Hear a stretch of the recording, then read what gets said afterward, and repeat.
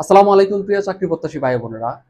তোমরা যারা গণিতের প্রিপারেশনগুলো নিচ্ছ এবং অর্থ মন্ত্রণালয়ের যে আহ, আগামীকাল পরীক্ষা এবং 2 মে যে পরীক্ষাগুলো আছে, এই পরীক্ষাগুলোতে যারা অংশগ্রহণ করতে চাও, এখানে হিউজ পরিমাণ হচ্ছে পরীক্ষার্থীগুলো অ্যাটেন্ড করবে। এর মধ্যে হচ্ছে 52,952 জন 10 থেকে 20তম গ্রেডের যে পরীক্ষাগুলো হবে অল্প কয়েকটা পোস্টের জন্য, যেখানে 52,952 জন ক্যান্ডিডেট অংশগ্রহণ করবে। সেখান থেকে তোমার চাকরিটি ছিনিয়ে নিতে অবশ্যই তোমাকে একজন গণিতে পারদর্শী হতে হবে। পাশাপাশি অন্য সাবজেক্টগুলো তো লাগবেই।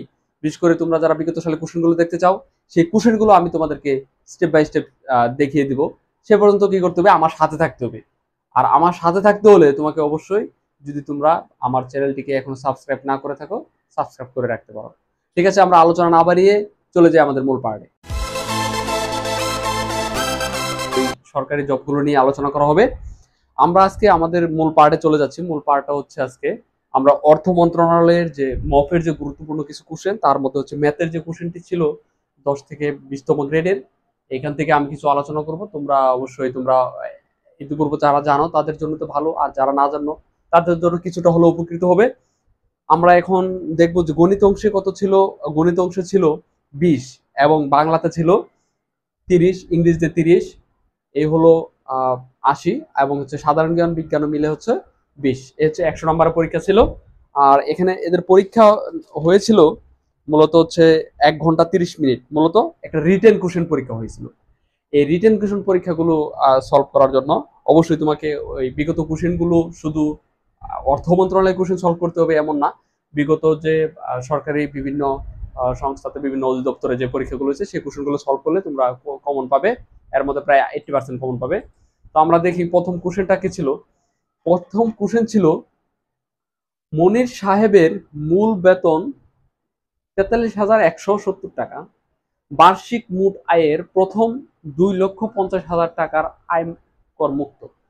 মানে হচ্ছে যে তার বার্ষিক যে আয় হয়, এখান থেকে 2,50,000 টাকার আয় কর মুক্ত। মানে এখানে হচ্ছে সে ইন্টারেস্ট দেয় নাই, মানে কর মুক্ত। পরবর্তী আয়ের উপর আয়কর হার শতকরা 10 টাকা হলে মনির সাহেবের কত টাকা আয়কর দিবে? তো আমরা প্রথমে কি করব? আমরা এখানে প্রথমে আমরা করব যে মনির সাহেবের মাসিক বেতন আমরা, এবং পরবর্তীতে আমরা লিখব মনির সাহেবের বাৎসরিক বেতন। আমরা যদি, এটা ছিল তার মাসিক বেতন, আমরা এটা মনির সাহেবের বাৎসরিক বেতন মানে বার্ষিক বেতন এখানে যে 43,170 টাকা গুণন 12 টাকা টাকা। তো এখানে আমরা আরেকটা কাজ করতে পারি, সেটা হচ্ছে এটা আমরা গুণ দিয়ে দেবো। গুণ দিয়ে দিলে আমাদের আসবে 5,18,040 টাকা আসে। এটা হচ্ছে তার 1 বছরের আয়। এখন পরে বলছে বার্ষিক মোট আয়ের প্রথম 2,50,000 টাকার আয়কর মুক্ত। মানে এখান থেকে 2,50,000 টাকা বিয়োগ করে দিয়ে যেই মানটা থাকবে, সেই মানটার উপর আমরা পরবর্তী অঙ্কগুলো করবো। তো আমরা হচ্ছে 2,50,000 টাকা আয়কর মুক্ত হলে 50 শূন্য মাইনাস 2,50,000 এত টাকা। তো এই টাকাটা হচ্ছে, এটা হচ্ছে টাকা টাকা এখন এখান থেকে বিয়োগ দিলে কত আসবে? বিয়োগ দিলে আসবে আমার 2,68,040 টাকা। এই 40 টাকা কি আয়কর দিতে হয়, এই টাকাটার উপরে আয়কর দিতে হয়। তাহলে আমরা শতকরা 10 টাকা আয়কর হলে তিনি মোট আয়কর দেন। তো এখানে আমরা তিনি মোট আয়কর দেন। আমরা এটা এক স্টেপে করতে পারি, যেটা মোট আয়কর দেন 2,68,040 গুণন 10/100। ঠিক আছে, এত টাকা তিনি আয়কর দেন। এখান থেকে হচ্ছে পরে আমরা আমরা হচ্ছে 40 ছিল, এই শূন্য একটা কাটা, এটা কাটা, এই শূন্য এটা কাটা, তার মানে এত টাকা, এটা 2 লক্ষ। চলে যায় পরবর্তী অঙ্কতে। হচ্ছে একটি আয়তাকার বাগানের দৈর্ঘ্য 50 মিটার এবং প্রস্থ 30 মিটার। বাগানের চারদিকে 2 মিটার চওড়া রাস্তা আছে। রাস্তাটির ক্ষেত্রফল কত? এক্ষেত্রে আমরা প্রথমে করব রাস্তা সহ বাগানের দৈর্ঘ্য, রাস্তা সহ বাগানের দৈর্ঘ্য। রাস্তা সহ বাগানের দৈর্ঘ্য কত? 50 মিটার। 50 মিটার। তারপর হচ্ছে রাস্তা সহ বাগানের প্রস্থ, রাস্তা সহ বাগানের প্রস্থ, প্রস্থ কত?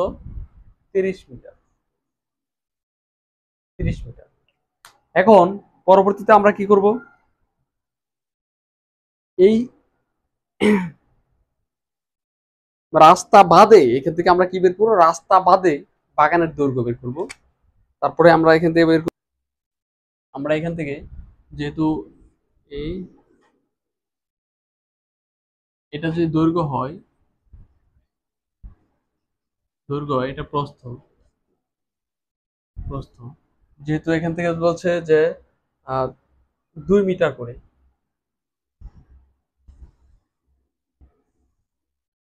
2 2 2 2, মানে চতুর্দিকে 2 মিটার করে আছে। এখন এখান থেকে আমরা বাদ দেব, কিভাবে বাদ দেব? আমরা বাদ দেব 50 বিয়োগ 2 বিয়োগ 2 মিটার, মিটার মানে হচ্ছে 46 মিটার। মিটার। পরবর্তী ব্যাপার হচ্ছে রাস্তা বাদে বাগানের, রাস্তা বাদে বাগানের প্রস্থ 26 মিটার।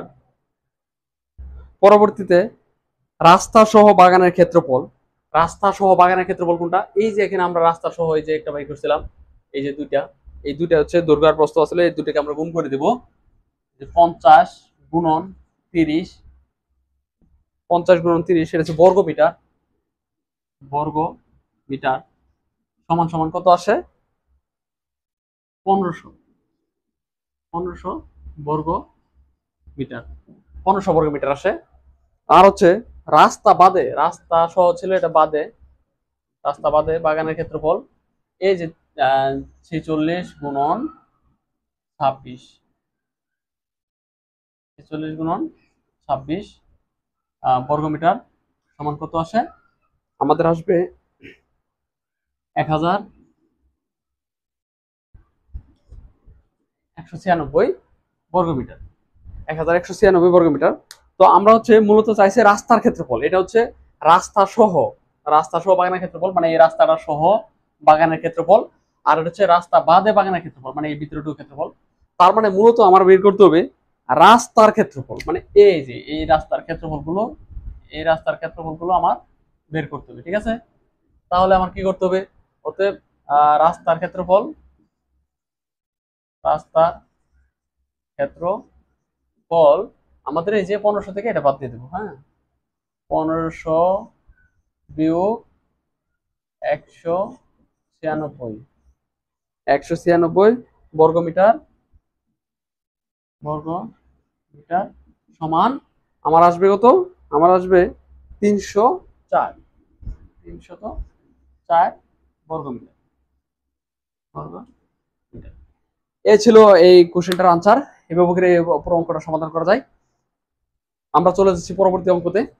এখানে যদি কোনো সমস্যা থাকে জানাতে পারো। বিশ্লেষণ উৎপাদকে বিশ্লেষণ করো। এখানে দেওয়া আছে চলকের সাথে যে সহগটা আছে, এই সহগটা এবং এই সহগটা দুটো গুণ দিব। গুণ দেওয়ার পরে ভিতরের যে মানটা আছে, এই মানটাকে আমরা অ্যাভারেজ করে নেব। সেক্ষেত্রে আমরা এখানে প্রথমে কাজ করব কি, এই 6 10 60, 60 এটা থাকে, এইভাবেই থাকবে 10 পি স্কোয়ার।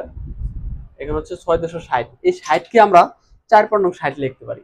মানে হচ্ছে এখানে যদি 15 P Q minus 4 P Q 6 Q, এভাবে লিখলে এখানে হচ্ছে 6 10 60, এই 60 কে যদি আমরা ভাঙাই আবার 4 15 60, মানে 15 থেকে 4 গেলে থাকে 11।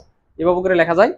তার পরবর্তীতে আমরা এখান থেকে লিখবো, এখান থেকে কমন যায় 5 কমন নিই, 5 কমন নিলাম, 5p থাকে কত 10, 2p প্লাস এখান থেকে থাকে 3q।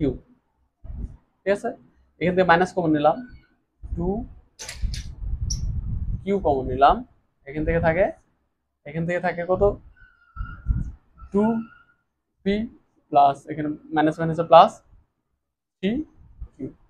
এখন হচ্ছে এটা আর এটা দুটো যেহেতু মিল, তো এখান থেকে আমরা কি করতে পারি, এখান থেকে দুটো একটা লিখতে পারি 2p প্লাস 3q, তারপর হচ্ছে এখানে p 5p মাইনাস 2q। এই পুরোটা এভাবে করে লেখা যায়। তার মানে আমার আনসার হচ্ছে এটা। হ্যাঁ, আমরা এখন দেখতে পাচ্ছি যে এখানে হচ্ছে সংক্ষেপে উত্তর দিন। আমাদের রিটেন কোশ্চেনের মাঝেও কিছু সংক্ষিপ্ত কোশ্চেন ছিল। সেটা হচ্ছে যে সংক্ষেপে উত্তর দিন, বৃত্তের বৃহত্তম জ্যার নাম, বৃত্তের বৃহত্তম জ্যার নাম হচ্ছে ব্যাস। 4 মিটার সমান কত মিটার? 4 মিটার সমান হচ্ছে আমরা হচ্ছে কত মিলিমিটার চাইছে। আমরা 1 মিটার সমান জানি কি 1000 মিলিমিটার। তো এখানে ওই 4 এর সাথে 1000 গুণ করে দিলে আসে 4000 মিলিমিটার আসে। ঠিক আছে, এভাবে করে কোশ্চেনটা সমাধান করা যায়। এবং তার পরবর্তীতে দেখি কি কোশ্চেন আছে। তারপরে দেখতেছি এখন কোশ্চেনটা হচ্ছে 1 কুইন্টাল সমান কত কেজি? 1 কুইন্টাল সমান হচ্ছে 100 কেজি। ঠিক আছে, আর 0.01 গুণন 0.001 সমান কত? এটাকে গুণ দিয়ে দিলে আমাদের মান আসবে কত? এখানে একটা জিনিস খেয়াল করে দেখো, এখানে হচ্ছে জিরো, মানে এখানে এই যে দশমিকটা আছে, দশমিকের পরে 2 ঘর, এখানে দশমিকের পরে 3 ঘর, তাহলে 2 ঘর আর 3 ঘর হলে 5 ঘর। আমাদের এই যে দুটো গুণ দিলে দেওয়ার পরে একটা জিনিস খেয়াল করে দেখবা, মোট ঘর হবে 5টা, 1 2 3 4 5। ঠিক আছে, এটা একটু খেয়াল রাখবা, সেটা হচ্ছে যে গুণ করার সময়। আর হচ্ছে 2 থেকে 20 এর মধ্যে মৌলিক সংখ্যা কয়টি আছে? 2 থেকে 20 এর মধ্যে মৌলিক সংখ্যাটা আছে।